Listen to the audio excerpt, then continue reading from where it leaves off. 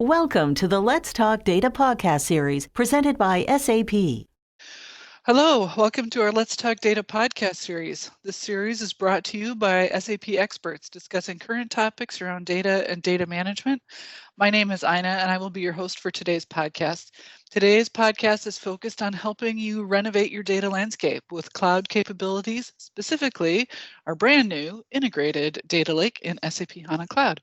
Joining me today is Jason Hinsperger from SAP HANA Cloud Product Management. Welcome. Thanks for your time today, Jason. Sure, no problem.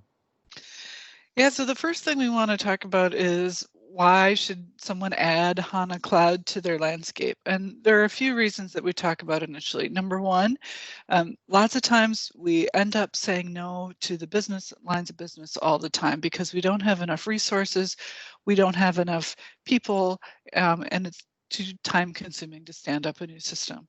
And no one likes to be in that situation. We want to be that strategic partner who can say, yes, we'd like to try that out. Yes, let me prototype that. So that's really where SAP HANA Cloud can come in. It helps you manage, it helps you access the cloud database that SAP is managing for you in the cloud. And so you don't have to spend time patching or migrating or training people on how to administer the system. We take care of much of that for you. This also means that you're reducing your hardware costs because we are taking care of that in the hosting. And it gives you flexibility. If there are times of disruption, if there are times when you're changing your business model or where you really want to prototype trying some new things with your lines of business, you can spin up an instance quickly.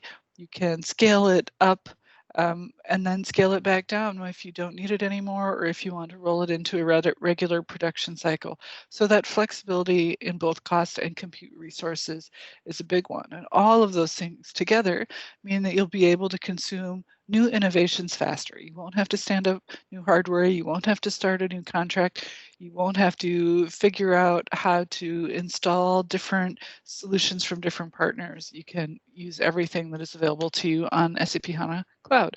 So gets you to saying yes to your business really much more quickly.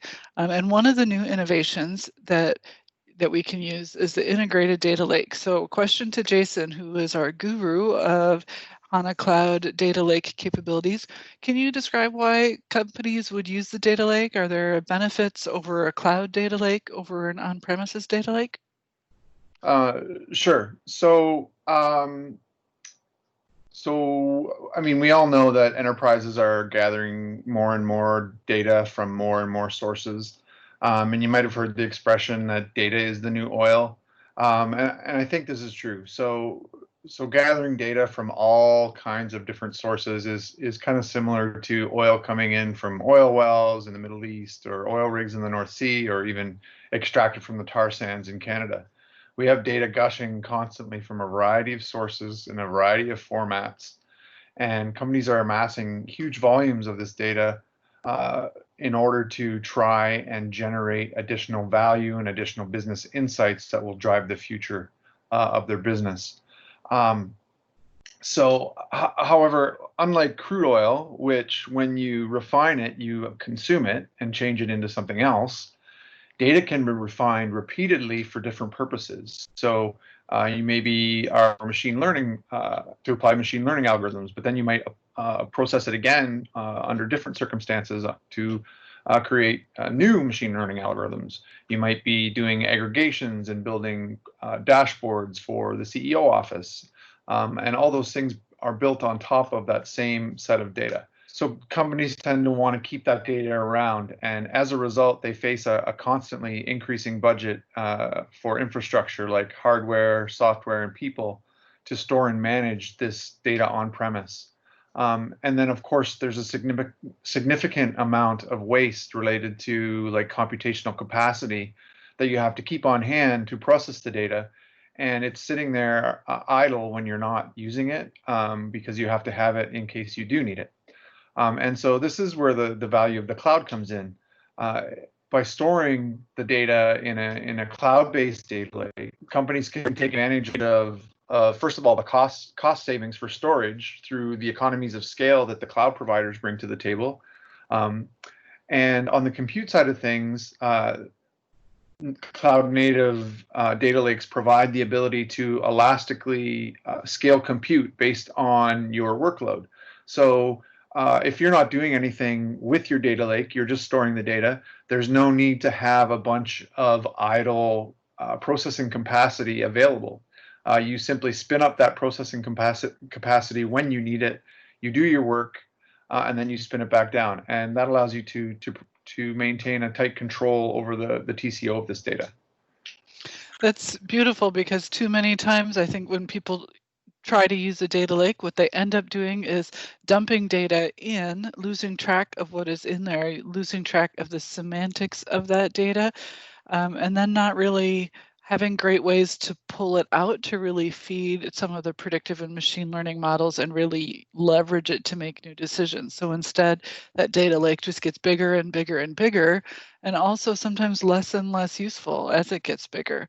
So it sounds like one of the problems that you can address by this elastic capability of HANA Cloud, yeah? Exactly, yep. Perfect.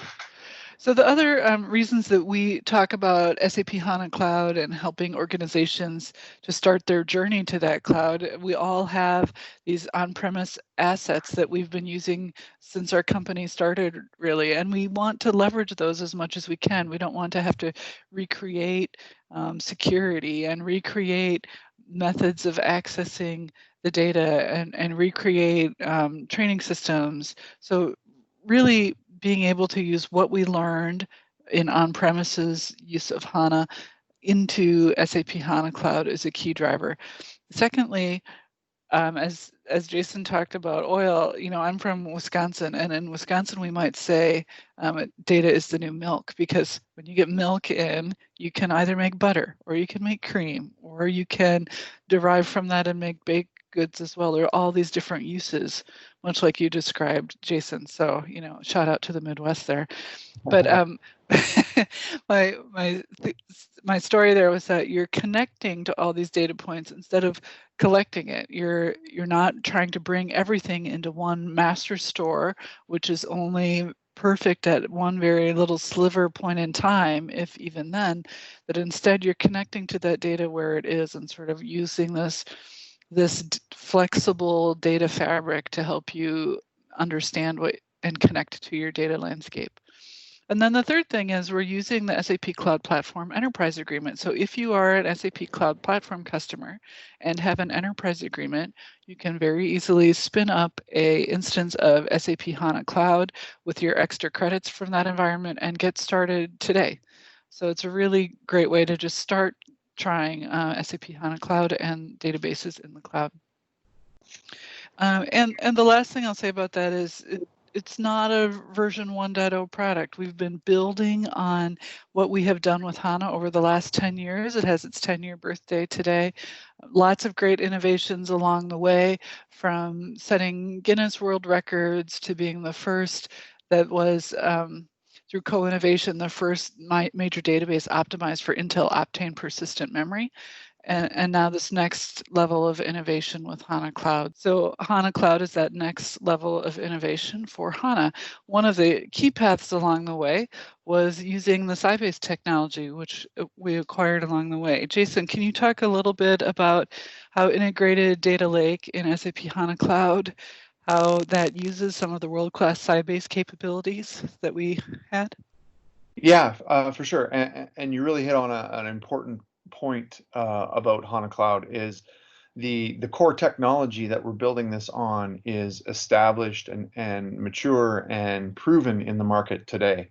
So it really gives us a big jump in providing this service. And so from the Sybase perspective, or the acquisition from a few years ago, and you might have heard this in other talks, the core of the HANA data lake is the SAP IQ database, which you see appearing in various places across SAP as dynamic tiering in HANA, NLS storage for BW, and things of that nature. SAP IQ is one of the original columnar SQL databases, and it's been providing high performance analysis for petabyte scale data sets in on-premise systems for over 20 years. and that's across a variety of industries. Um, in the last few years, IQ has been expanded and growing, and supports we've added support in the on-premise version for a scale-out capability called multiplex, which is basically the foundation for independent scaling of compute and storage. And so we leverage these pre-existing cloud-native capabilities that were already in IQ as the core of the HANA data lake. And so this gives us a huge amount of confidence that we're providing high performance, high quality service for analyzing extremely large data sets in HANA Cloud. Oh, super cool. Love to see those sort of industry proven techniques still being leveraged and extended. Can you talk then, Jason, about what are the most common use cases that you see for this integrated data lake capability? Sure. So there's a couple of use cases, and I'll probably stick more to the technical side as opposed to the business side for this, because that's where I'm most comfortable. But we see the usage of HANA Data Lake primarily revolving around low TCO storage for large volumes of data, and providing a wide variety of high performance analysis capabilities over that data. So, as I said, leveraging those strong SAP IQ core capabilities. And so the first general use case is using the HANA Data Lake as a consolidation point for data from multiple SAP and non-SAP enterprise systems. So you may have heard this in on-prem lingo as like a sidecar type setup. So the benefit being is that we simplify the management of this large amount of data from disparate systems, whether it's just archival data or overflow data from all these applications, which provides the lower TCO for storing it. And the depth of analysis offered by the IQ core provides superior abilities to perform analytics on this data. So bringing the data from all these different systems together and doing analysis of it provides new opportunities for insight that you wouldn't have seen before. The second use case that we have is the data pyramid use case. So the data pyramid is something that you've probably heard of. Basically, if you look at the data pyramid if you look at a pyramid and think of it from the perspective of data from the bottom up, at the bottom of the pyramid, we have large volumes of raw data coming in to our enterprise.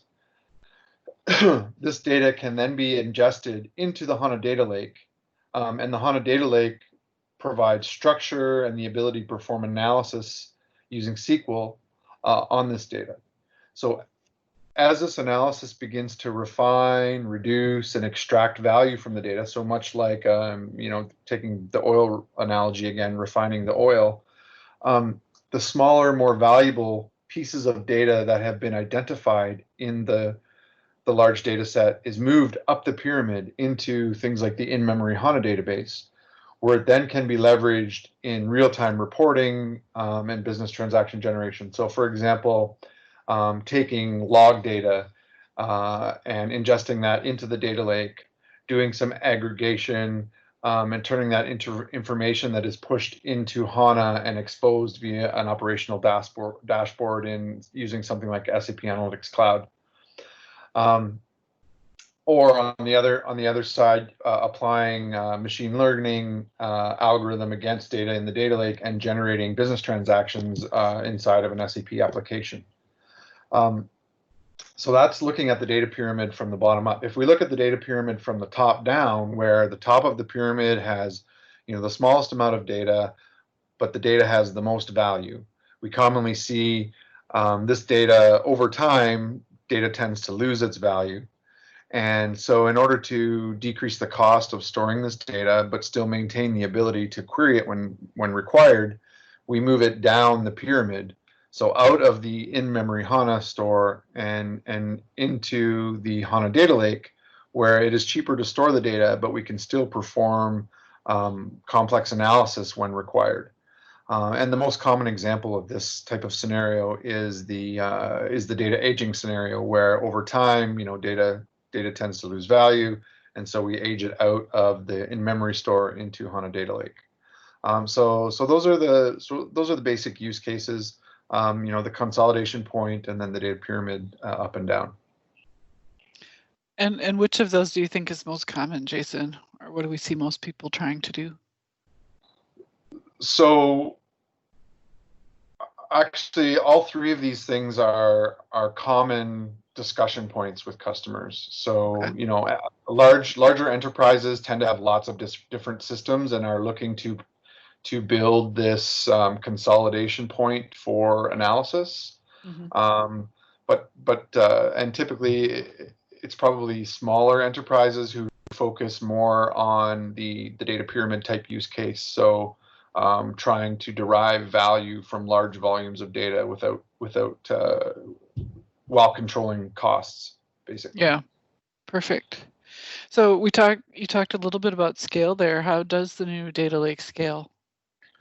Yeah, so as I mentioned earlier, with regard to the Sybase IQ technology, the HANA Data Lake scales storage and compute independently.